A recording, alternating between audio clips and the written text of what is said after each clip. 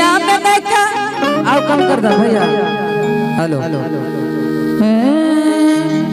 लगनिया में देखा मर्द मनवे कर दोगे आगे कि आगे मनवे कर दोगे अजकरा तड़के जैमी दिलवा चौड़ा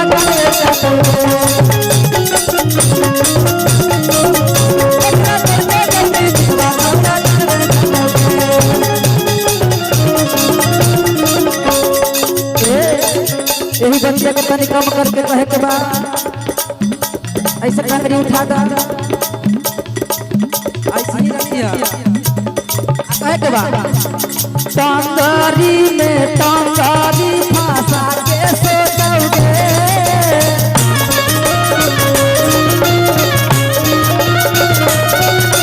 टंगरी में टंगरी फंसा के सो दोगे हड़कै थे ओने भतरा तो तौगे आयने यारवा रोतौगे है ना तो ओने भतरा तो तौगे एने यारवा रोतौगे ओने भतरा तो तौगे एने यारवा रोतौगे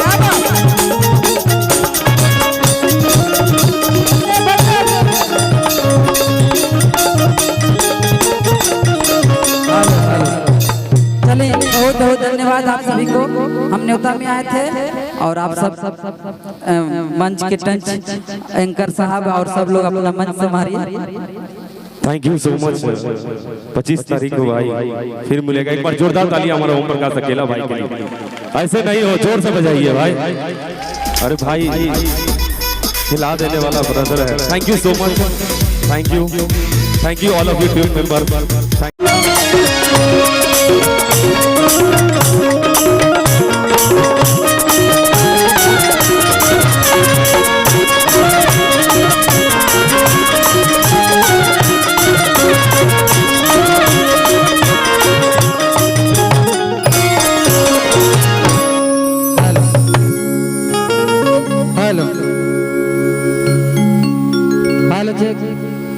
चलिए आज हमरा भैया के तिलक में जितना भी उपस्थित बाने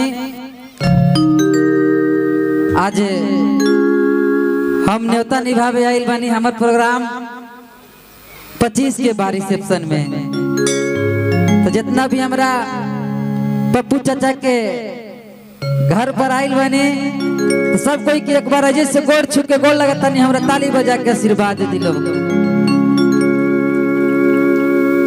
कहल जाए पटना जिला के भाषा में कि जब तैसन जब वैसा आना तब करिया मर्द कैसन। अब आइल बानी तक कलाकार बानी तक आधो गीत हो जाए भोरहरिये में। मेन मजा तो भोरहरिये में है ना हो। और तिलक देवन तो सब चल गए थीन होते सब भाग गए थीन खा खा के सब भाग गए थीन। हमरा बहुत मानते हैं पप्पू चाचा और हमारे अमन भैया, हमारे विजय अंकल जी और यहाँ के सभी लोग मानते हैं और एक परिवार है हम। पप्पू चाचा के लिए कलाकार नहीं है, अमन भैया के लिए कलाकार नहीं है, एक परिवार है और हमेशा परिवार बन के हम रहेंगे। आज भैया का तिलक है, रिसेप्शन के दिन हमारा पूरा टीम के साथ